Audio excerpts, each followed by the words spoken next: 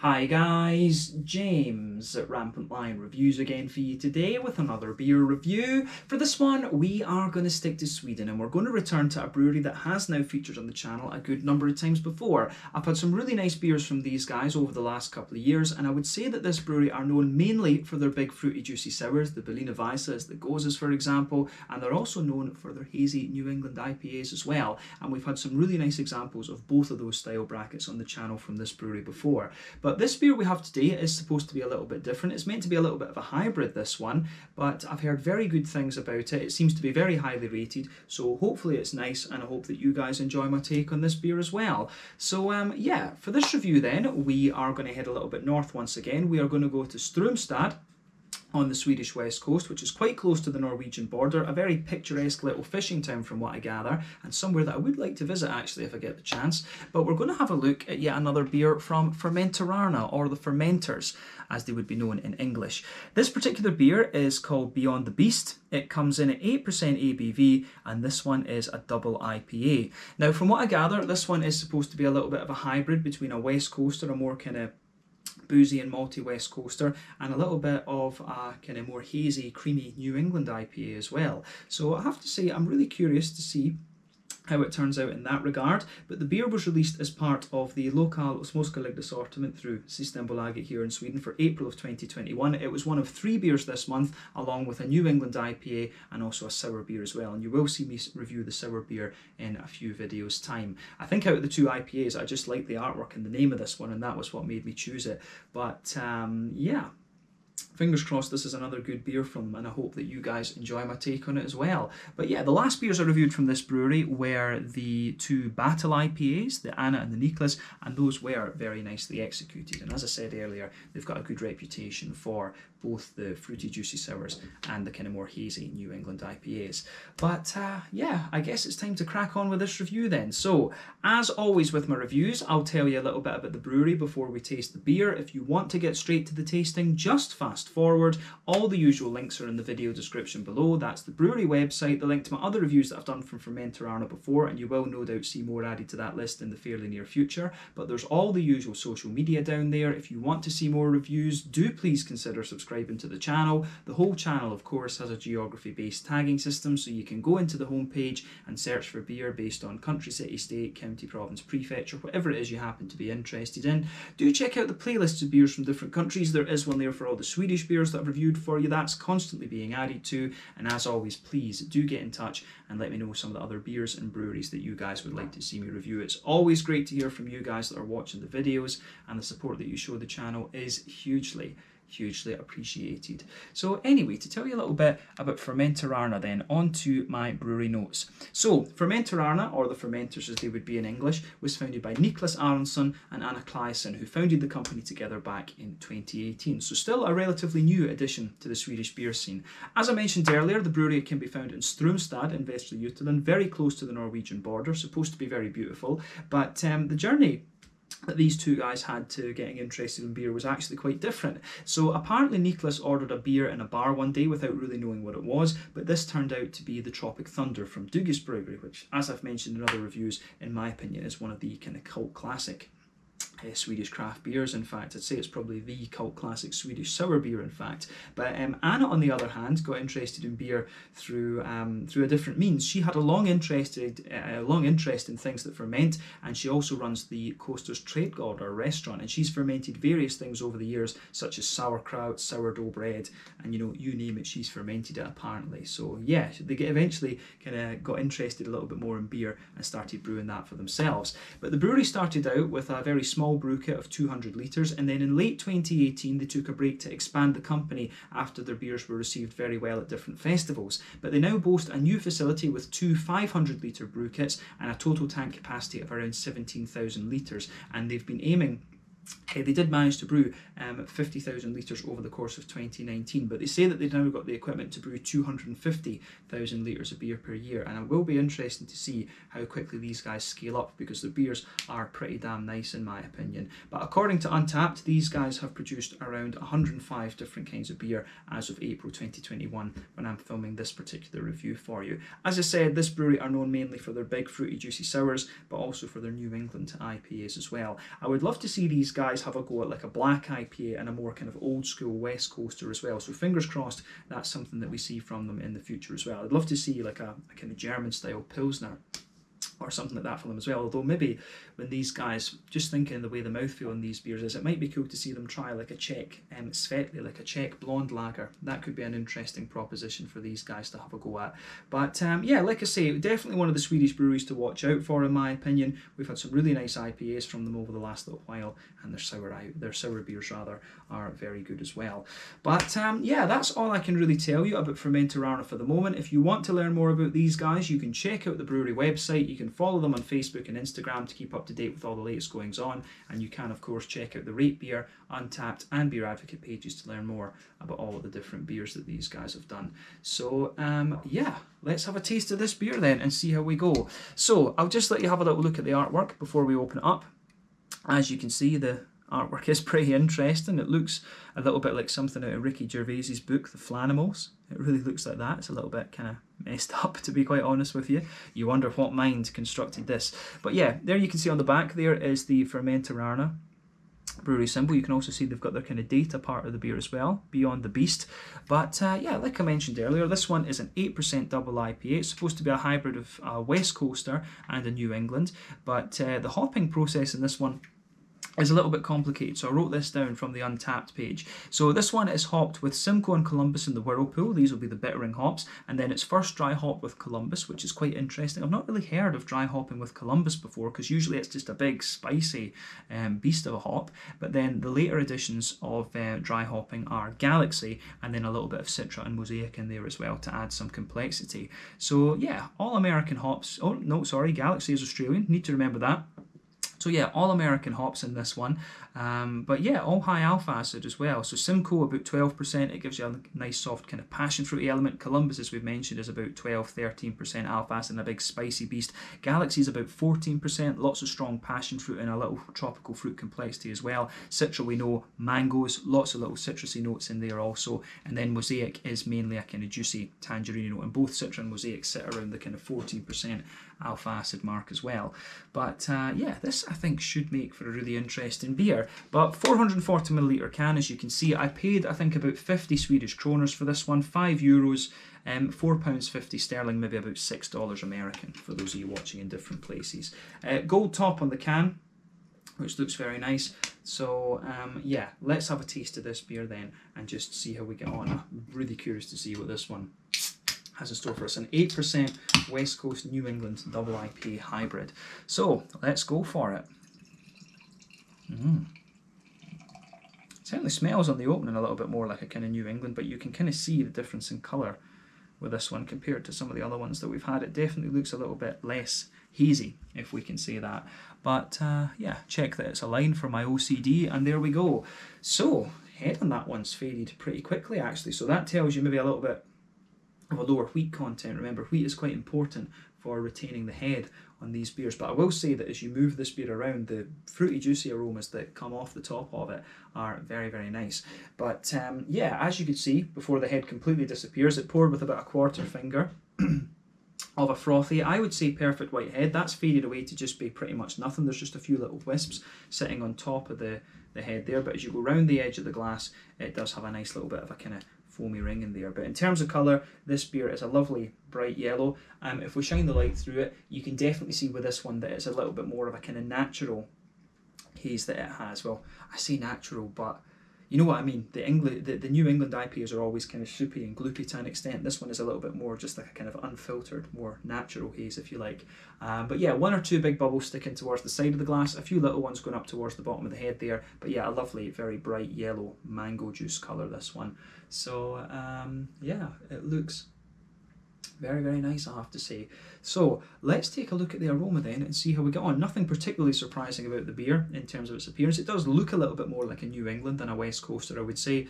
But yeah, when it does have a little bit of wheat and oats in it, so that would kind of make sense. I think they use, in the old school West Coasters, sometimes they would use a little bit of wheat. Oats wasn't so common in my experience, but I think the new generation of West Coast IPAs are using a little bit of oat and wheat in their beer as well. But yeah, let's have a look at the aroma then and just see how we get on with this beer. Very, very curious.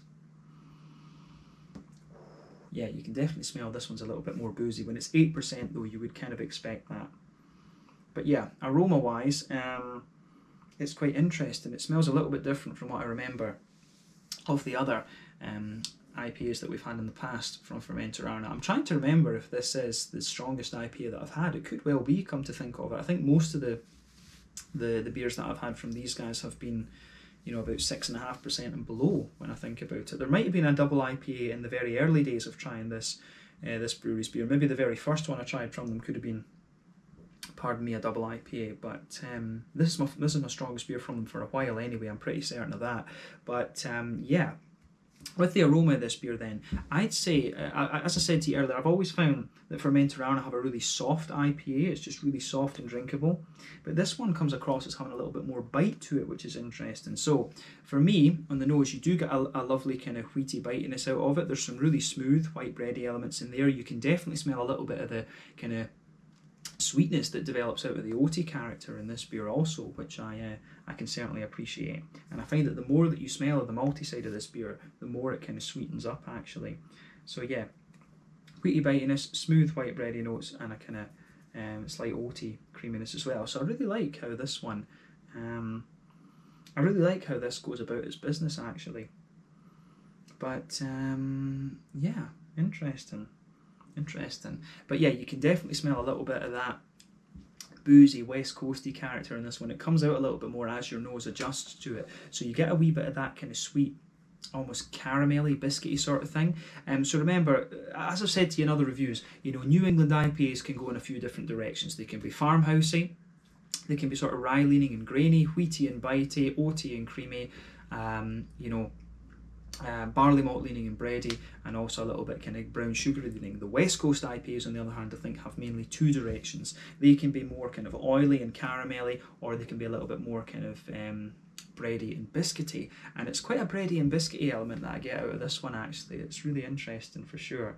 But yeah, the biscuity side of this beer I think is really quite interesting. So yeah, you can definitely smell a bit of that boozy West Coast, you know, that quite concentrated McVitie's digestive brown sugar there. You really get quite a bit of that in the middle of the nose with this one, which is quite interesting. It does get a little bit more grainy at other points in the nose too, but that takes a little bit of time to come out, which I can really appreciate. So yeah, the malty base of this one I think is going to be interesting in the flavour. But let's have a look at the hoppy side of this beer then. When it's an IPA, this is really where our focus kind of should be, but don't underestimate the importance of a well-balanced malt base and a well-balanced beer overall. But yeah, on the hoppy side of things then, you definitely get that big, spicy, floral aromatic note from the Columbus in here. Remember, it's Columbus and Simcoe that are the bittering hops in this beer, and Simcoe as well is capable of giving you a nice big spiciness when it's used in the early addition stages. Remember,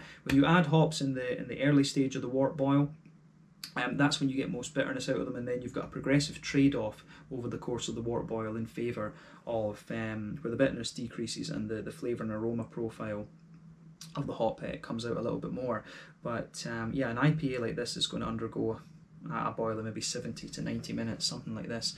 But yeah, lovely big kind of spicy Columbus notes coming out of this beer. Very obviously there's a little touch of earthiness in there, as you're always going to get from beers, but you've also got a good little bit of a kind of grassy, zesty element to this one too. But yeah, it's quite a big, the green component really leans towards that floral aromatic side of things, and a more kind of zesty, grassy element too.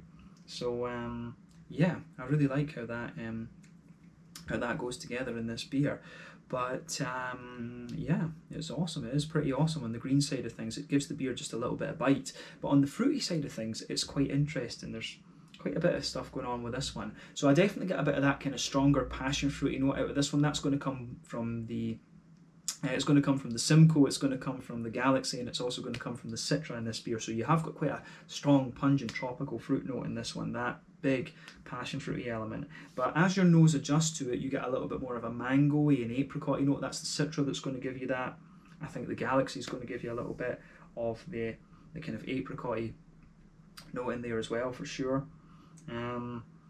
But yeah, the more that your nose adjusts to it, the mosaic, I think, comes out a wee bit more as well. There's a bit of a soft pineapple in there as well, and I think that's the Galaxy that's going to give you that, although Citra, I know, is capable of giving you a little bit of pineapple too. But yeah, it's interesting. The way that this beer kind of goes about its business is interesting. It's quite strong and passion fruity in a lot of ways, but you get the softer tropical fruits as well, and then you get that lovely slightly more oily mosaic-y element coming out of it too. So yeah, the aroma of this beer is good, and there's a wee bit of a kind of there is a wee bit of a more kind of lemony, citrusy quality in there too. So yeah, I like how this one goes about its business. It's an interesting beer for sure. So take a little bit of time to enjoy the aroma of this. It's got a lovely juiciness to it, good bitey kind of green component, and then a little bit of wheaty bitiness in there as well, and you do get that hint of West Coast booziness. So there's some interesting stuff with this beer, but I think it's about time that we tried this one. So let's have a taste of it then. So this is the Beyond the Beast, a hybrid West Coast New England IPA, double IPA at 8% ABV from Fermenterarna in Strömstad on the Swedish West Coast. Let's get stuck into this one. Slange, skål, cheers.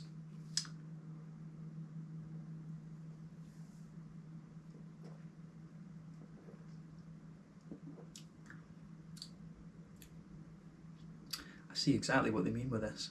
Yeah. That is very nice actually. I do think it, on first impression, it leans a little bit more towards the West Coasty side of things. So yeah, but in the aftertaste as well, you can feel a little bit of the more New Englandy element coming out. That's just the first impression of it. But you know, again, and as we've become accustomed to with this brewery, that's a damn solid IPA. So again, thumbs up to Fermenterarna. This is why I say this is a brewery you should be keeping an eye out for.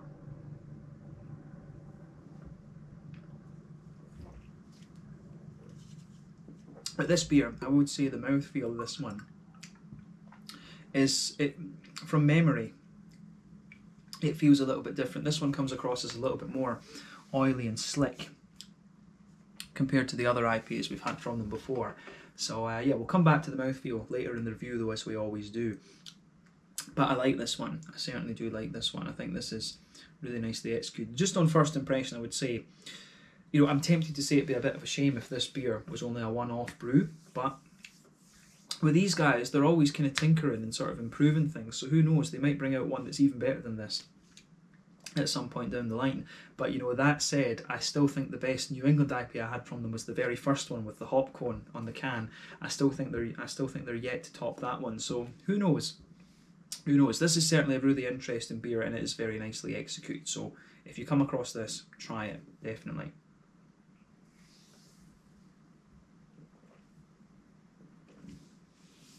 But yeah, let's try and break down.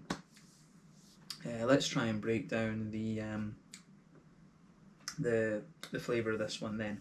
So straight away across the middle of your palate then, you can feel that nice sort of bready base to the beer. You know, definitely that backbone of the beer, it feels a little bit wheaty. You definitely get a wee touch of the wheaty bite in there, but the backbone of the beer is a soft white bready element to it, and on the back third of the tongue, the backbone of the beer is more kind of wheaty and a little touch bitey. As you progress further into the aftertaste with this one, you get a little bit more of a say,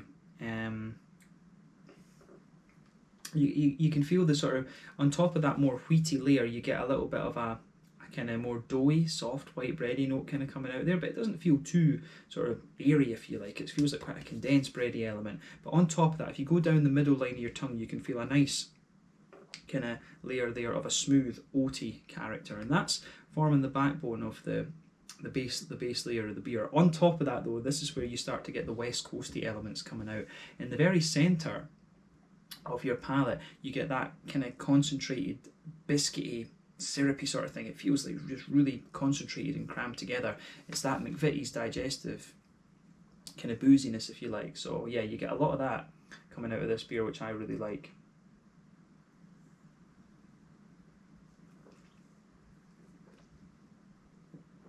And yeah, this beer definitely sweetens up a little bit the further that you go into the aftertaste. But yeah, definitely a little bit of a kind of concentrated, biscuit element to it, and as you move further out from the as you move further out towards the edge of your palate there, it becomes a little bit more sort of biscuity, and it becomes a little bit more kind of biscuity and grainy, if you like. You get a little bit more of that kind of McVitie's digestive-y sort of thing to it, for sure. So yeah, it's interesting because it has got like a New England backbone in a sense, but it's not too New England actually. But then it's got the more kind of, the boozy characteristics of the beer are definitely more kind of West Coasty.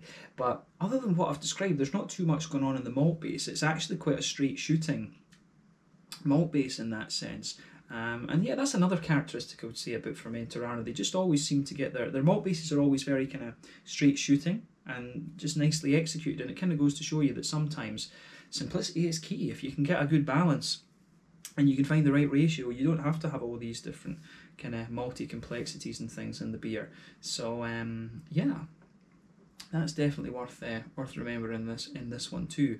But yeah, quite a straight shooting middle of the palate in my mind then. So yeah, a little bit of a wheaty, white bready base. You can feel a little bit of a smoother bready note on top of that. Then you get the oaty, smooth as I would say, the oatiness kind of sweetens up a little bit, and on top of that, right in the dead centre of your palate, you get a very concentrated, biscuity, brown sugary note. And as you move out from the centre of that, it becomes a little bit more kind of grainy and biscuity and things like that.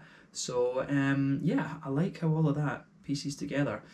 But yeah, definitely an interesting beer for sure on the malty side of things. But yeah, on the back third of the palate then,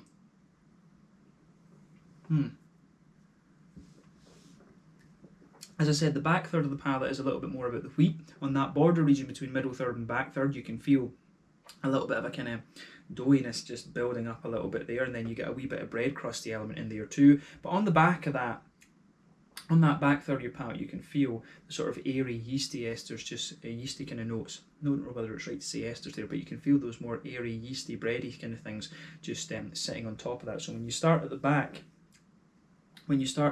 of the palate there, as you move further forward, you can feel the flavour, the height of the flavour just condensing down a little bit, and as you reach the middle third of your palate, it condenses down quite a bit, and then you've just got a dense kind of mid layer on the palate there too. So I really like how that comes out of this beer for sure.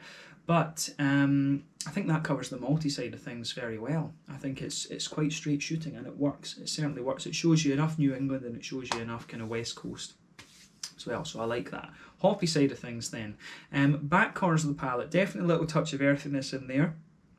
That'll probably come from both a mix of the Mosaic and the Columbus, I would suggest. But as you move further forward, it quite quickly develops a nice kind of green quality. As you reach further and further forward, you get a little bit of spiciness on the front corners of the palate too. So yeah, it does build up a little bit of spiciness, but this isn't a crazily bitter beer. We'll come to that though in the mouthfeel section of the video. But yeah, this is not a madly bitter beer, but it does have that nice kind of bright and slightly spicy floral aromatic note to it. That's the Columbus that's going to give you that, but Simcoe will be contributing as well.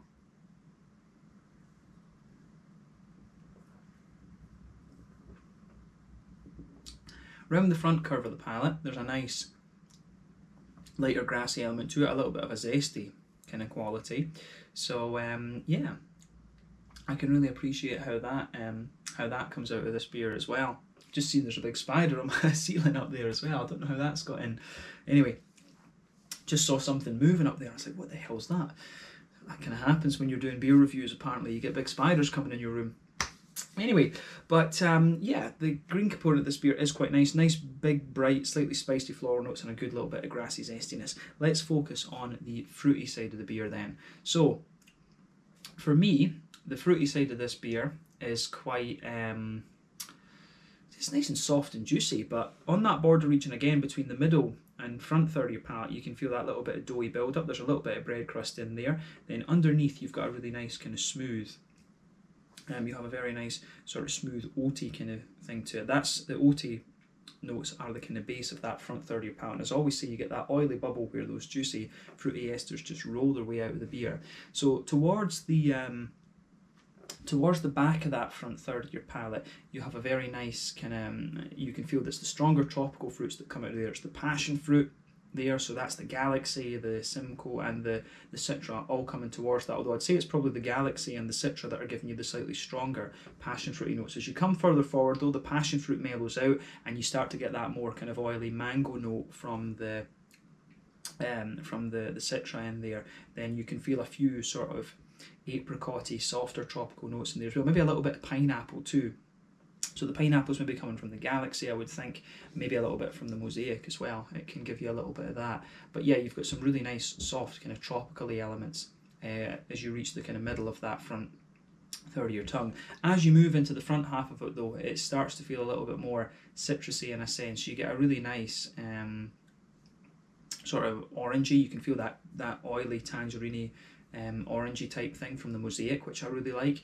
But then as you reach the very kind of front tip of the tongue, it starts to be a little bit more kind of citrusy. There's definitely a hint of a kind of lemon-limey note in this beer, and that's most likely to be from the Citra, in my experience. Citra can give you quite a little bit of these sort of citrusy, lemon-limey kind of elements. But yeah, there's a whole host of things going on with the fruit, and it's got a real diversity within that fruity side of things. So yeah, I like that about this beer.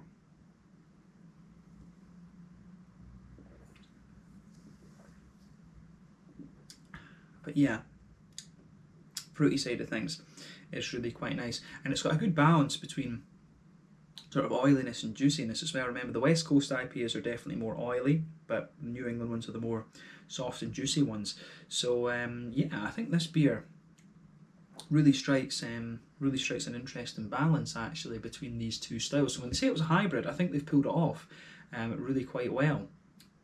So it's almost like it has a New England sort of backbone to it, but the aftertaste becomes a little bit more West Coasty. That's how I would kind of interpret it. But a damn solid beer once again.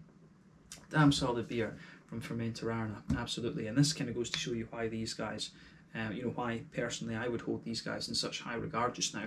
But yeah, let's round off the tasting with the mouthfeel then. So it's kind of top end of mid-bodied, bottom end of full-bodied for me. The carbonation's very smooth. This beer is definitely a bit slicker and more oily compared to other ones I've had from them before.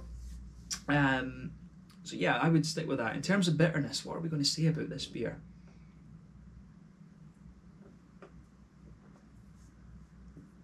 It's definitely not the most bitter of beers. I mean, that's one of the things. It kind of annoys me a little bit that these kind of more modern West Coast IPAs, the maximum, a lot of them are about 50 IBUs or something. It's hard to place this one because the zestiness and the floral notes are quite strong in this, but it's hard to figure out whether that really translates into bitterness. I'd guess that this beer is about 40 IBUs or something like that. But remember, this is my weakest point of review in beer, is telling you the IBUs. Not so good at that. But yeah, the backbone of the beer is definitely very smooth. The malty side of things has got a nice smooth backbone, then you get a little bit more of an oily sweetness to it, then some juicy, oily, fruity characters as well. So yeah, it's a really interesting beer, this one, I would say. It's got a New England backbone to it, but it really starts to lean to more and more to the West Coast side of things the more that you drink of it. I like this. I do think it'd be a shame if they didn't do this beer again, but then, as I say, they might pull off something even better than this a little bit further down the line. But yeah, I think we can round off the review there then. This one was Beyond the Beast, a double IPA, 8% ABV, a sort of New England West Coasty hybrid, and I think it worked out very, very well. So check out this beer if you get the chance.